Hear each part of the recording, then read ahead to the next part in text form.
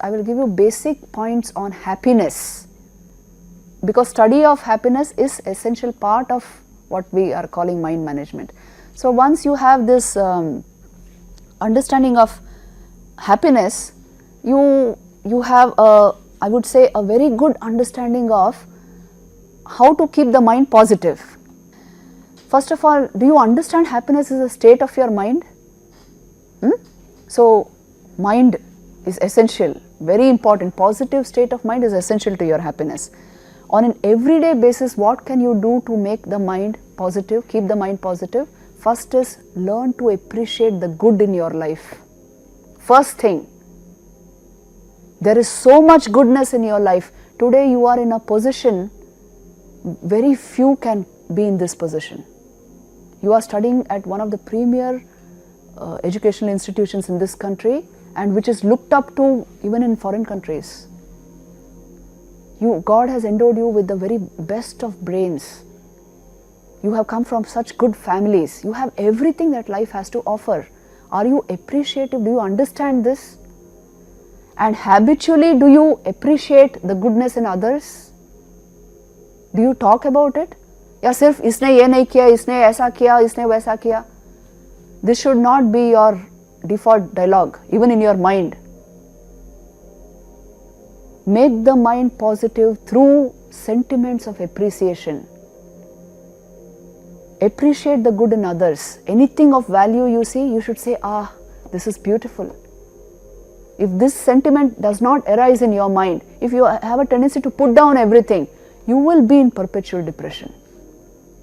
Your mind will give the immediate effect.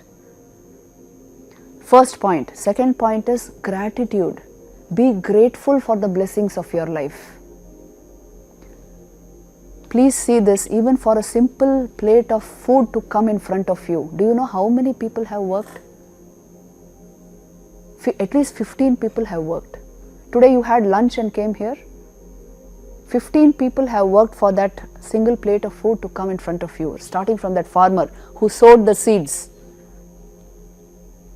And you just, when you are not gratitude for, you don't have gratitude for what you have, you insult the work and the energy of all these 15 people.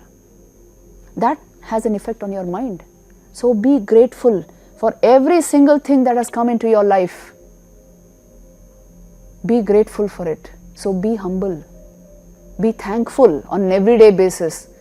So be respectful to the people around you at least.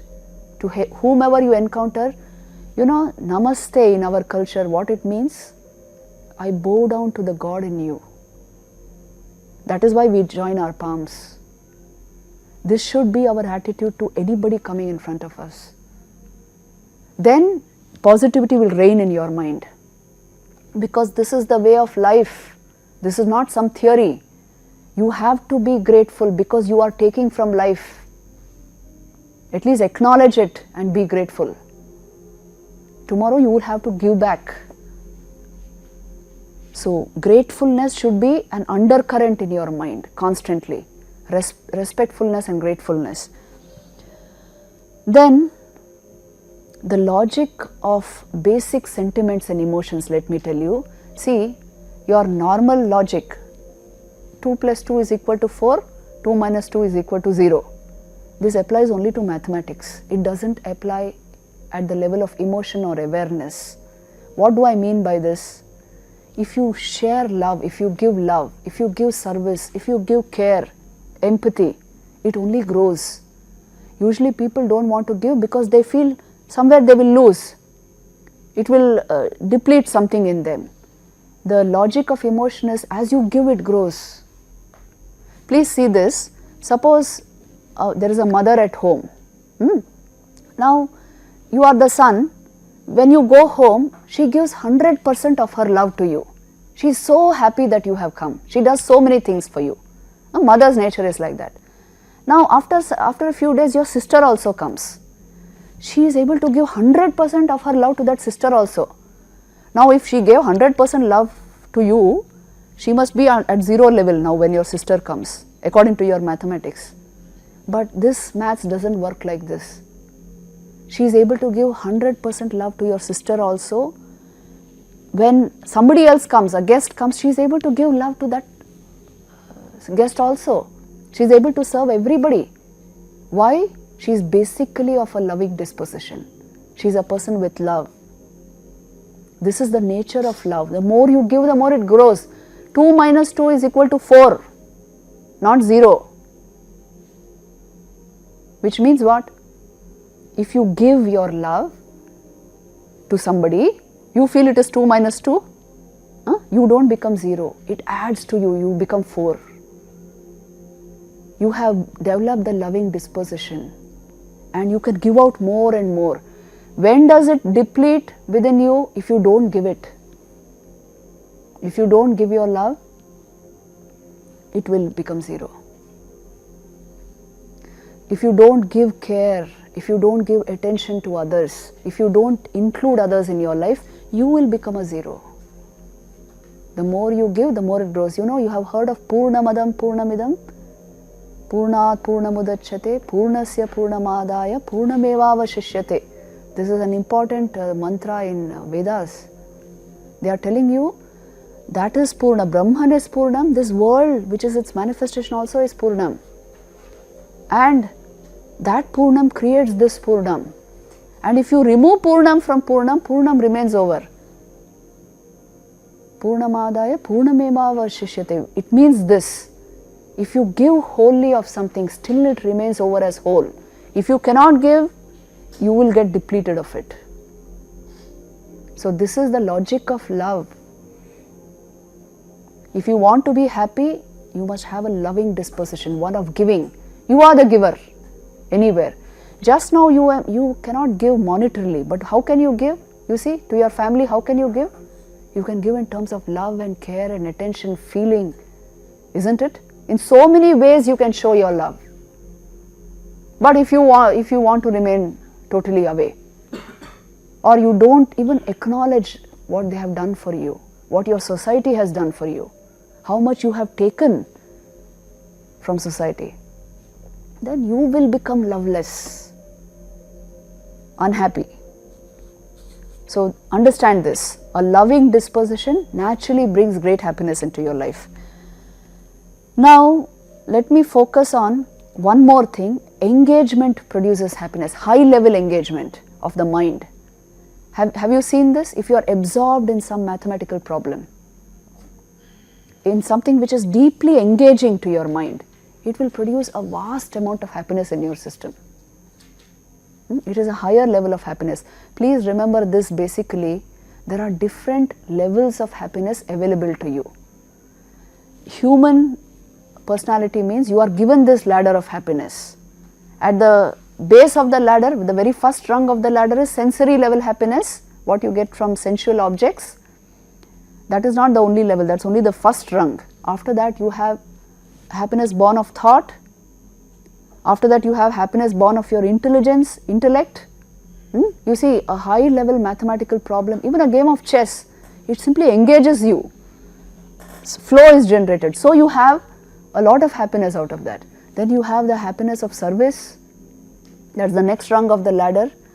You just give something to a person in need, and the satisfaction that will spread across his or her face will produce enormous satisfaction in you. Gandhiji says this in his autobiography, you know. He says, once he gave something to a poor child, and the happiness that in degrees spread across that face, it completely satisfied him. For the first time he understood joy comes when joy is given to another. This is the strange thing about happiness. You make somebody happy, your heart will be full of happiness. So understand that the joy of service is very high.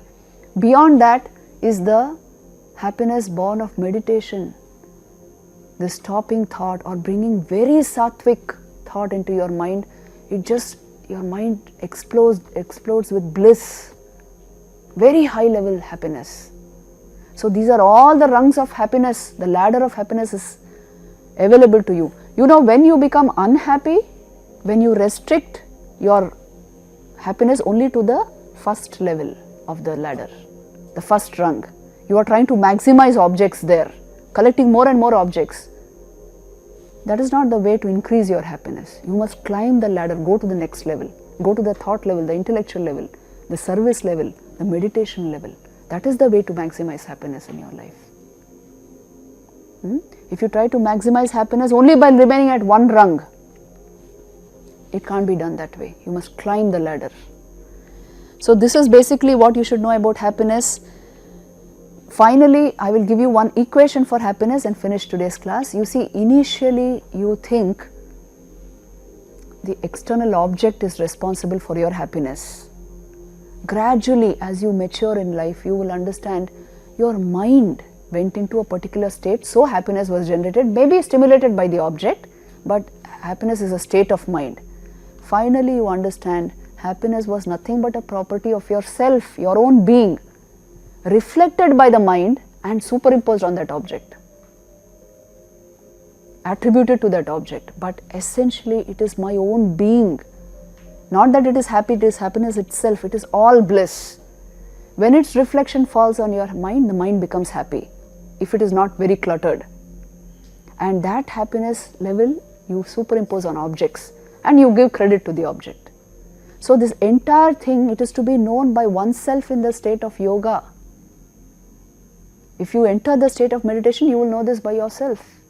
This is how we learn vivek, discrimination, because it's an experience with you.